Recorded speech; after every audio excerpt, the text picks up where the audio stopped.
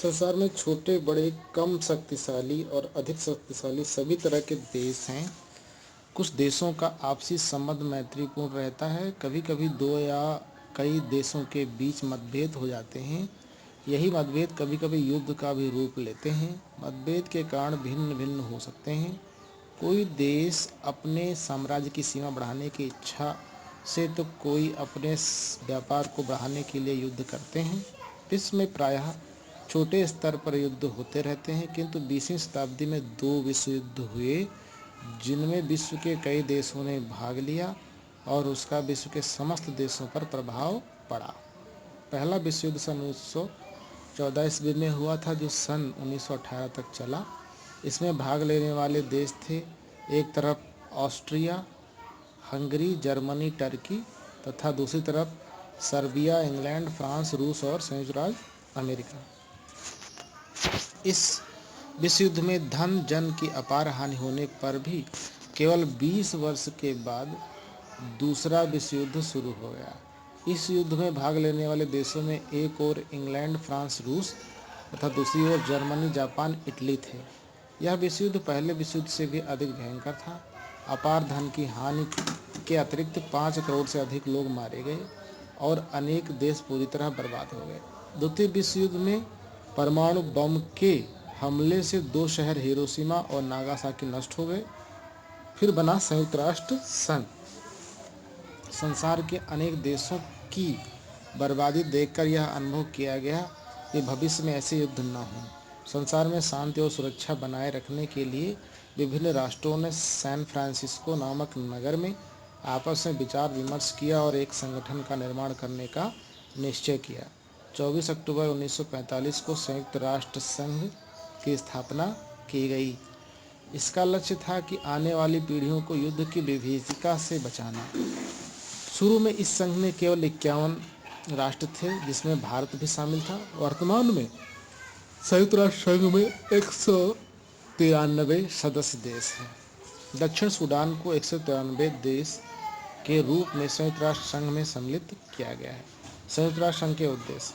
संयुक्त राष्ट्र संघ की स्थापना संसार में शांति व सुरक्षा बनाए रखने के लिए की गई, इसलिए उसके घोषणा पत्र के अनुसार निम्नलिखित उद्देश्य घोषित किए गए।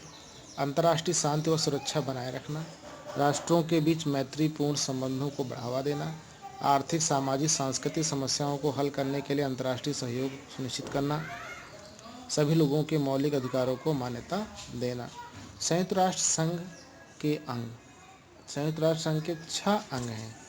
संयुक्त राष्ट्र संघ के 6 अंग हैं। पहला है महासभा, दूसरा सुरक्षा परिषद, तीसरा आर्थिक एवं सामाजिक परिषद, चौथा है न्याय परिषद, पांचवा अंतर्राष्ट्रीय न्यायालय और छठा है सचिवालय। तो पहला है महासभा, यानी इसे जनरल असेंबली भी कहते हैं। संयुक्त राष्ट्र संघ के सभी सदस्य महासभा के सदस्य होते हैं। प्रत्येक राष्ट्र सदस्य महासभा में अधिक से अधिक 5 सदस्य भेज सकता है, किंतु मतदान के समय एक राष्ट्र ही मत दे सकता है। महासभा की बैठक वर्ष में एक बार अवश्य होती है। इसका अध्यक्ष 1 वर्ष के लिए चुना जाता है। 24 अक्टूबर को विश्व में संयुक्त राष्ट्र संघ दिवस मनाया जाता है। संयुक्त राष्ट्र संघ के 10 दिसंबर 1948 को मानवाधिकार की सार्वभौमिक घोषणा की, इसलिए प्रत्येक वर्ष 10 दिसंबर को मानवाधिकार दिवस भी मनाया जाता है। सभी महत्वपूर्ण मामले महासभा में प्रस्तुत किए जाते हैं। महासभा इन पर विचार विमर्श करती है, अपनी सलाह देती है।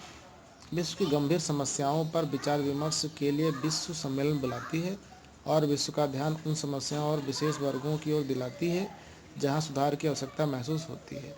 उससे संबंधित जनसभाएं, विचार गोष्ठियां आदि पूरे वर्ष आयोजित की जाती हैं, जैसे महिला वर्ष, बाल वर्ष, दिव्यांग वर्ष आदि। हमारे देश की श्रीमती विजय लक्ष्मी पंडित महासभा की अध्यक्ष रह चुकी हैं।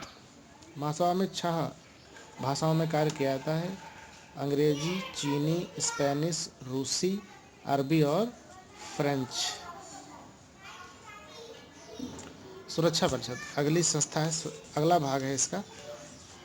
सिक्योरिटी काउंसिल, सुरक्षा परिषद। जैसा कि नाम से स्पष्ट है, यह परिषद विश्व में शांति और सुरक्षा बनाए रखने का प्रयास करती है।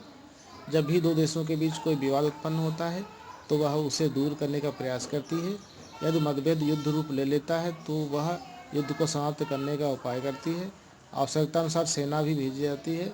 भारत ने अनेक अवसरों पर अपने सैनिक भेजकर संयुक्त राष्ट्र संघ का सहयोग किया है।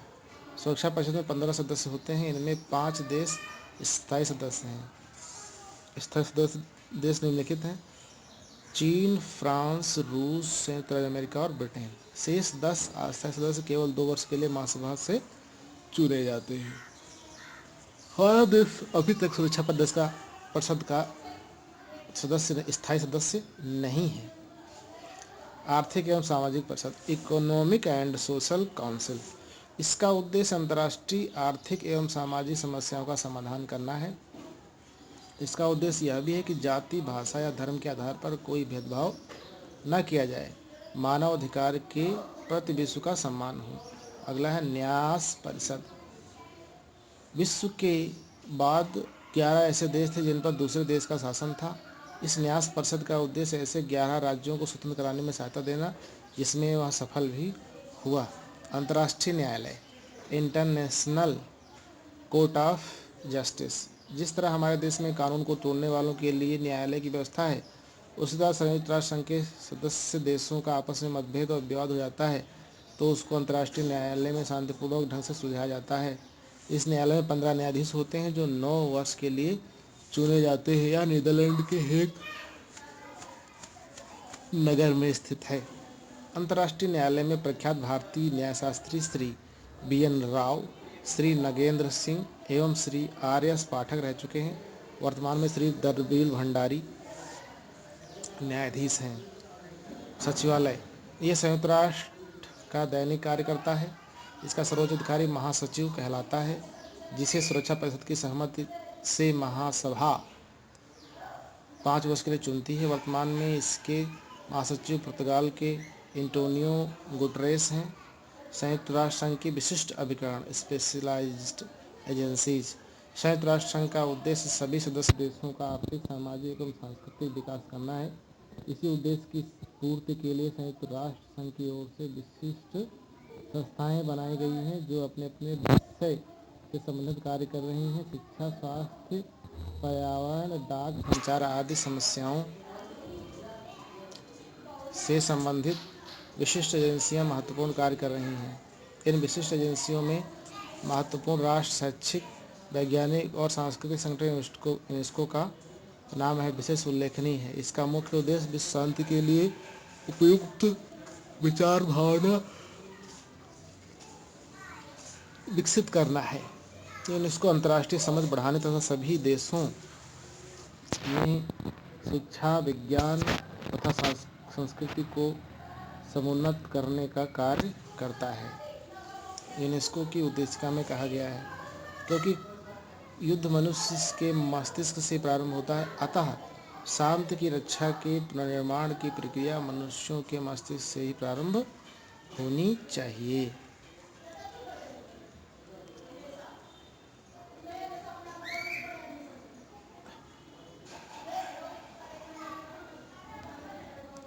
संयुक्त राष्ट्र की कुछ विशिष्ट संस्थाएं: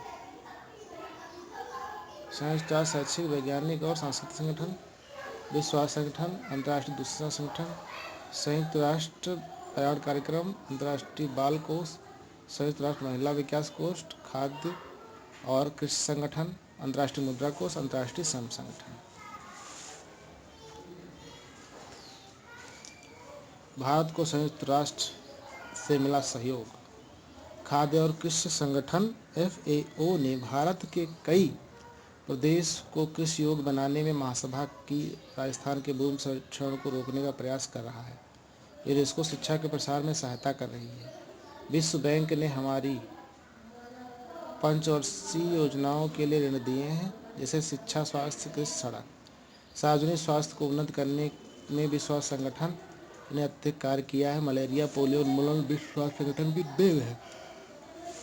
यूनिसेफ बच्चों और महिलाओं के स्वास्थ्य, शिक्षा और पोषण के लिए कार्य करती है।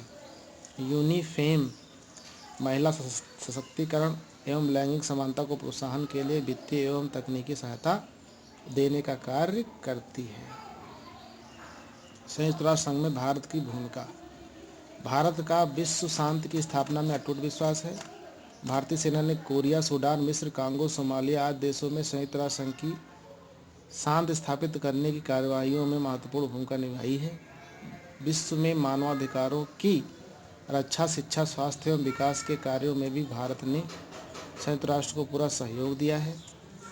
भारत ने प्रायः समस्त देशों से मैत्रीपूर्ण संबंध स्थापित किए हैं। भारत स्वयं राष्ट्रकुल का सदस्य है। राष्ट्रकुल ब्रिटिश साम्राज्य से मुक्त हुए ऐसे देशों का संगठन है जिसके सभी सदस्य स्वतंत्र एवं समान हैं।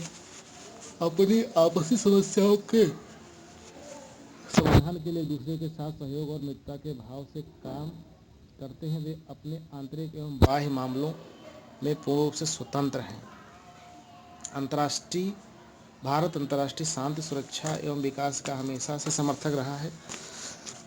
इसका कारण संयुक्त राष्ट्र संघ जैसी वैश्विक संस्थाओं के साथ साथ दक्षिण आसियान जैसी क्षेत्रीय संगठनों से भी सक्रिय भागीदारी कर रहा है। अब देखिए दक्षेस क्या है। दक्षेस यानी सार्क 1985 में दक्षिण एशिया के 7 देशों से मिलकर दक्षिण एशियाई क्षेत्रीय सहयोग संगठन दक्षेस बना।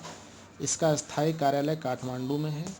नवंबर 2005 में अफगानिस्तान दक्षेस में शामिल हुआ। अप्रैल 2007 में इसे पूर्ण सदस्य का दर्जा मिला, जिससे वर्तमान में दक्षेस की संख्या 8 हो गई। इसकी स्थापना का उद्देश्य दक्षिण एशिया के लोगों का कल्याण करना, जीवन स्तर सुधारना तथा आर्थिक, सामाजिक, सांस्कृतिक, तकनीकी और वैज्ञानिक क्षेत्र के विकास में पारस्परिक सहयोग देने के साथ ही आपसी विश्वास, समझ और एक दूसरे की समस्याओं के प्रति सहानुभूति रखना है।